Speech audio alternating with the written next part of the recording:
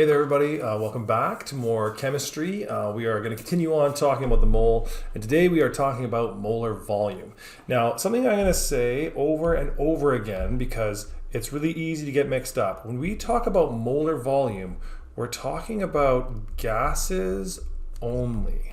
Okay, and so it turns out that you know about solids and liquids and gases, but it turns out that gases are kind of special. They are more different from solids and liquids than solids and liquids are from each other. And the main reason that they're different is just because of how their particles move and how they occupy space. So the first thing I actually get you to do is I'd like you to go and just try and play with this PhET simulation. If you just Google PhET simulation gases intro, it'll take you to a simulation that kind of looks like this one right here. And if you click on the button there where it says laws, you'll get this set up. Now, what you can do is you can add a number of particles. So I'm going to add a bunch of these particles here and a bunch of these particles here. And what we'll see is as they move into that container, they're going to bounce around. Now, as you kind of watching them bouncing around, I want you to notice a couple things. Now, the small particles and the big particles don't necessarily behave the same, but they have some things in common and some things different. Overall, the temperature of this container is given to me right here. That's measured in something called Kelvin. The pressure of the container is given to me here, and that's measured in something called atmospheres.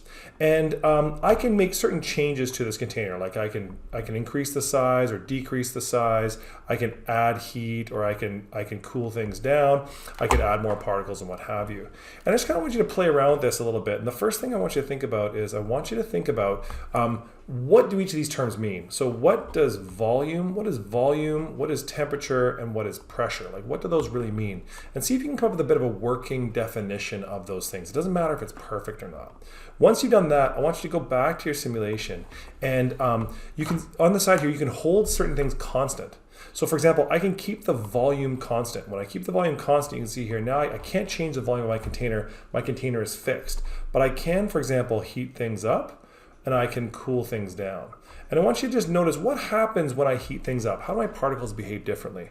And if I heat things up, what's the relationship between the temperature and the pressure compared to if I cool things down? And when you kind of play with that for a little bit, go ahead and see if you can sketch out potential relationships between these two variables. Okay? So hit pause, go do that, go play, and then come on back and you can finish this video later. So one of the things I'm hoping that you'll notice when you play with this simulation is that, like I say, gases are different from solids and liquids. Solids and liquids, the particles are stacked side by side. In a solid, they're like literally locked in place side by side. That's what makes it solid. But even in a liquid, even though the particles move past one another, they are really kind of right next to each other the whole time. Whereas with a gas, when we see this example of a gas, we can see that these particles, they're just flying around all over the place. And the thing I want you to notice is that if I have a sample of gas like I have right here, the vast majority of that container is actually, what's taking up that container is actually empty space. If I actually took all these particles and stacked them in the corner, I would notice that the total volume of the whole container, most of it is just empty space, and a small fraction of it is actually taken up by the actual particles themselves. And that's a property that all gases have. So even, for example, the little blue particles look like they're bigger than the red particles. Even if they're a little bit bigger in terms of how big the particle is, they're still surrounded by mostly empty space. And so this leads us to something called Avogadro's hypothesis, which basically it says that the size of a solid or liquid depends on the size of the particles. So if you want to know how much space a chunk of iron will take up, well, if you know how big each particle is, you could just add up each particle and then you'd know the total volume of that chunk of iron. But with gases, it doesn't work that way because gases are mostly made up of empty space. And because they're made up of empty space, what that means is the size of the individual molecule of gas is basically negligible. And by negligible, I mean, I'm not saying it doesn't matter at all, but I'm saying it's so small that we can actually assume that the particle itself has no size.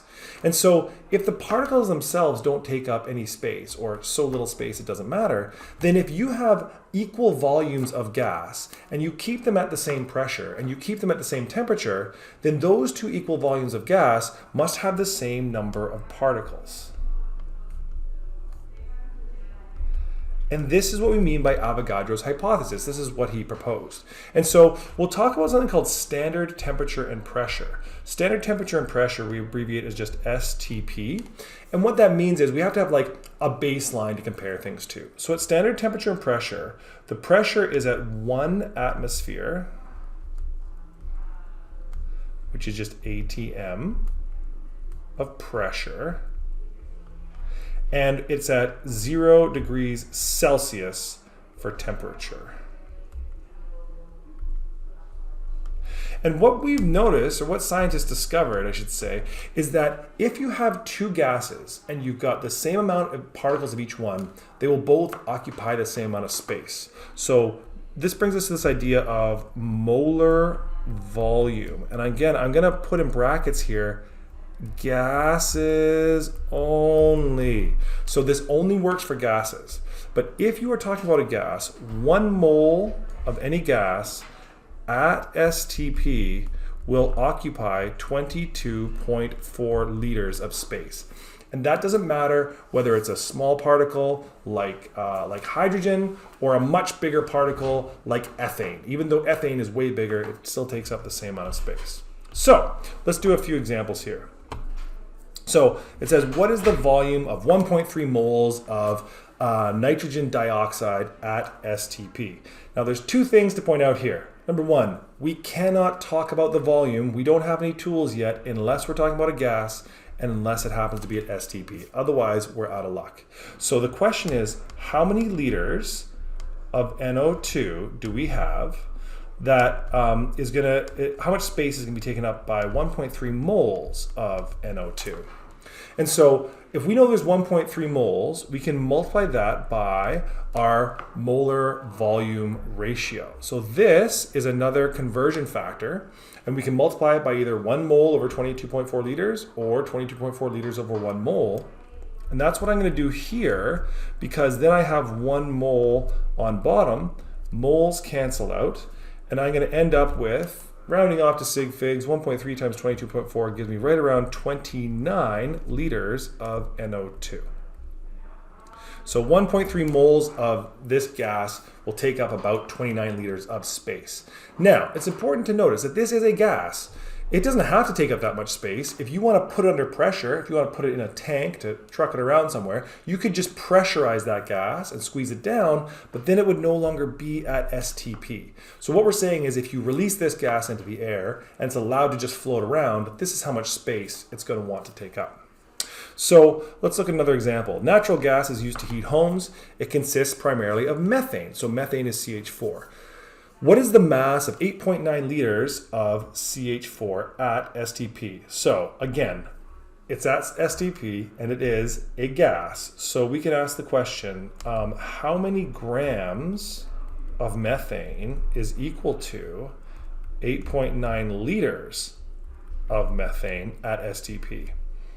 Well, the first thing I'm going to do here is, I know how much space it's taking up. Like always, my first step is always going to be try to get things into moles. So I'm going to multiply that by 1 mole over 22.4 liters, because I know my liters will cancel out. But if I stopped there, I would know how many moles of methane I'm dealing with. And then the next thing I'm going to multiply it by is something that is grams over moles, which this is going to be the molar mass.